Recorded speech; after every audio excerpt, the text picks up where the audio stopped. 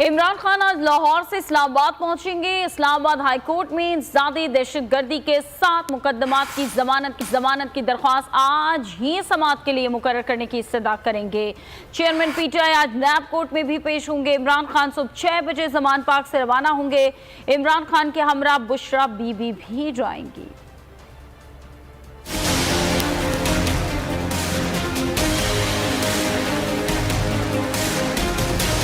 عمران خان آج اسلام آباد high court میں پیش ہوں گے۔ پی ٹی آئی چیئرمین کی جانب سے انسداد دہشت گردی کے 7 مقدمات میں عدالت میں ضمانت کی درخواست دائر اور درخواست کو آج ہی سماعت کے لیے مقرر کرنے کی استدعا کی جائے گی۔ کپتان آج صبح 7 بجے زمان پارک لاہور سے اسلام آباد کے لیے روانہ ہوں گے۔